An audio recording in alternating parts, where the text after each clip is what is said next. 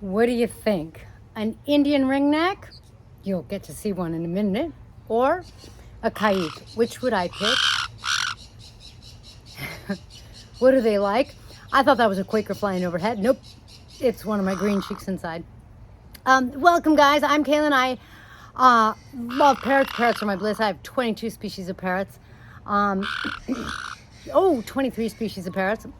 Someone surrendered a 23rd species to me.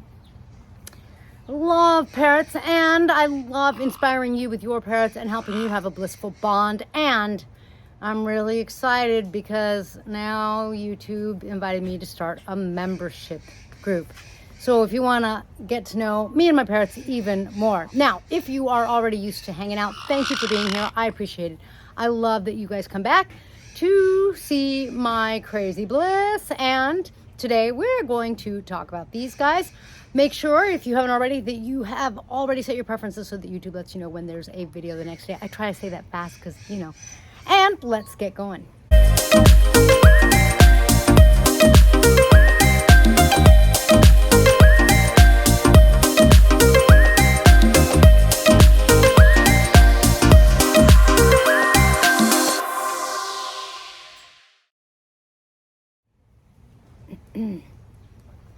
All right, well, you know, I have to tell you, personally, green and orange aren't two of my favorite colors, but people think that Caiques are gorgeous. And right now, looking at, is that Ketsi? No, this is Nikki. Nikki's really, really stunning. I have to tell you that when it comes to Caiques, some have more of a dull color, some have more of a bright color, and she has always had a beautiful, bright, they're not sunrise colors, but I love her colors. All right. Now, that doesn't mean that I don't love Ketsi's colors on that shoulder. I love them both. Caiques are strong-willed parrots. That warrants repeating because they are strong-willed parrots.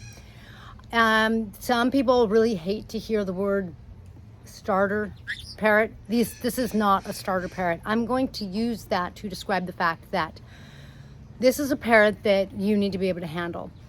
Someone recently asked me if you could have your parrot on your shoulder. Ketsi's on my shoulder. Yes, I know you already noticed. And my answer was basically like, it depends on who's in charge. If they are in charge, it doesn't matter where they are. They could still hurt you. You need to be in charge. This is a parrot where you need to be in charge. If you're not in charge with a Caique, I think that you're probably both like not really too happy.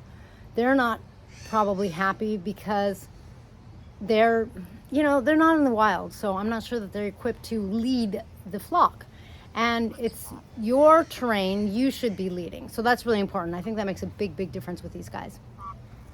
These guys are called the clowns of the parrot world. I call them, don't kiss me, don't kiss my lip. No. Do you see that iguana? Do you see the iguana on the lanai? Yeah, we'll try to show them too, huh? Yeah.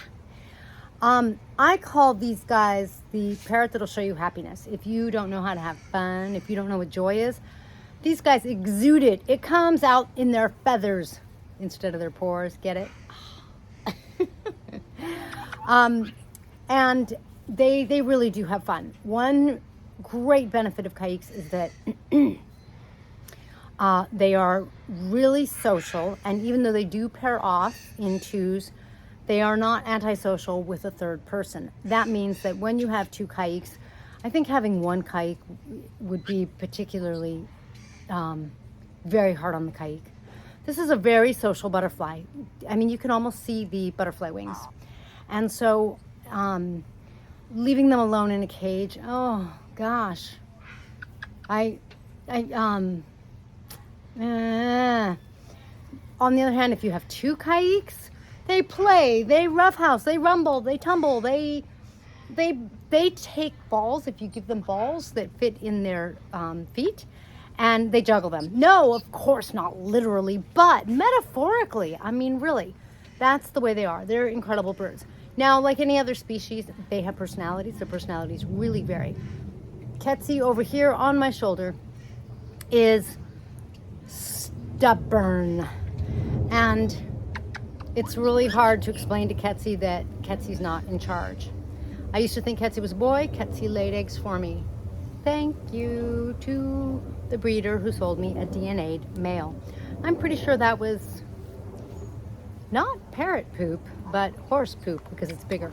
Anyway, Ketsie is really stubborn.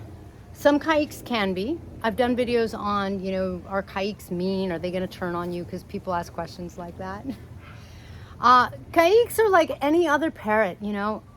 I would have to say to you, I'm really sorry if you got one that's not very good. I'm going to tell you a secret, that this is the kind of thing I'm going to be telling my member videos, my members only videos. There are breeders that are really good about, they don't breed the parrots that are that don't have a good personality. Like they'll take, like, let's say they have two babies and one's hard-headed and one's sweeter.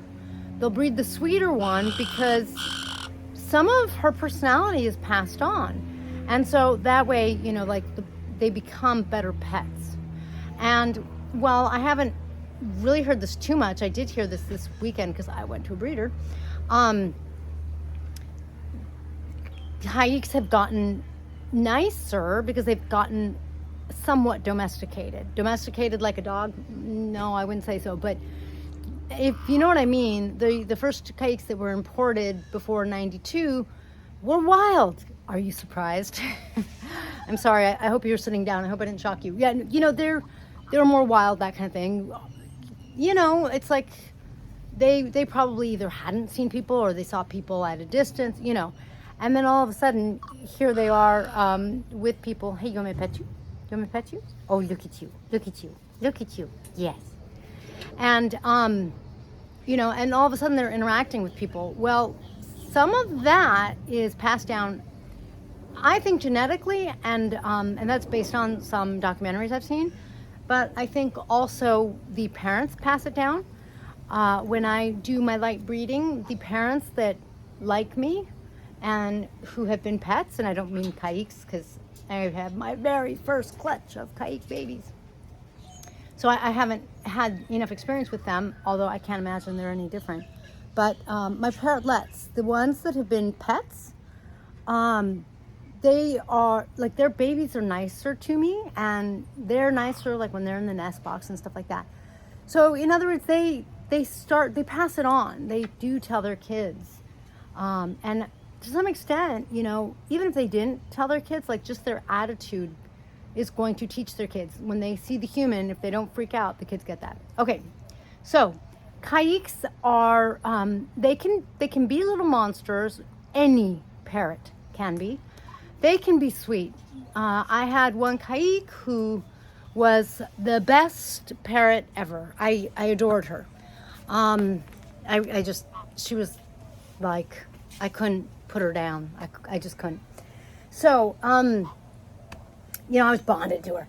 So Caiques can be really friendly. I think that one of the things that you want to keep in mind with both of these species is these are both species, and I mean Indian ringnecks and Caiques, that really require a lot of attention.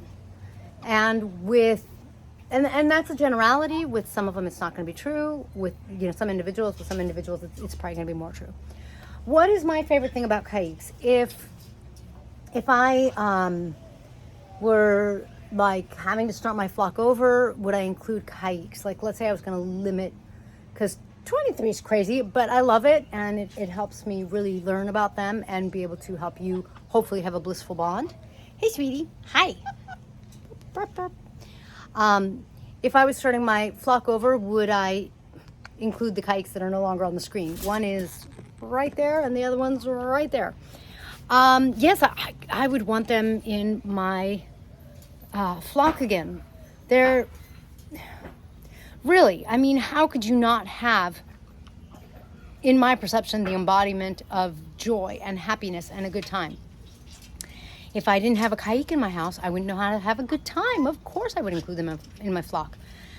They're not my number one bird. In other words, I have a couple other birds that are more bonded to me, but one of the reasons is because the other birds I adopted not as babies, and they haven't taken to another one of their species or another parrot. Actually, with Macy, my Cape parrot, and Lorenza, my yellow naped Amazon, they've had other Amazons, other Capes, and they haven't bonded with them. Ooh, hey, that was a little hard. Be gentle. Be gentle, little thing. So they don't bond with birds, and so they kind of need me more, which, well, that's another topic. Parrotness, not breaking a parrot spirit. Anyway, and I have done a video on that if you want to search it up. Now, so what's my favorite thing about Caiques? I actually admire how hard-headed they are. I mean, you know, it's this incredible parrot that is just filled with life. And like I said, I had one that I just was so connected to her. I loved her to death. They're phenomenal, but you really have to, it's a lifestyle. You have to be prepared to be a Caique. Yes. Kind of like converting religions. If you want to get married, you're going to have to convert species and become a Caique parrot. Although you cannot do that literally. Oh, look at that. No, sweetie. That one's toxic. Yeah. No, you guys usually don't go for that. Oh, you didn't bite the plant. Yeah, it's toxic. Don't eat it. Don't eat it. Don't even bite it. Nobody goes for the toxic plant. I have the toxic plant because I've had it for over a decade, 2 decades, and so I feel really guilty rehoming it. Okay. Oh, extreme close-up, Ketsy. Look at you. Look at you. It's a lifestyle. Now, let's switch and get the Indian ringneck. All right, and now for the Indian ringneck, who is stunning and who has, I think, like one of the longest tails. This is Milo, my Indian ringneck. And one of my experts once described my Indian ringneck, well, no, not mine, just Indian ringnecks in general, as pains in the feather. And I can totally see why. Milo's trying to get me to mate with her right now. I keep explaining it to her, you know. Sorry, I'm not a male. Oh, and I'm not an Indian ringneck, but she persists. Milo has been difficult for me because when I got her a friend, she tried to hurt him. When I got her a friend, she tried to chase her. Oh, I tried giving her a male friend. I tried giving her a female friend. So that makes Milo very difficult. So Milo's by herself because Indian ringnecks are like the polar opposite of a Caique. Caiques are so gregarious, so friendly. Indian ringnecks are so not. Now, Milo is female. I think that I lucked out. I won the lotto with her because she's not nice.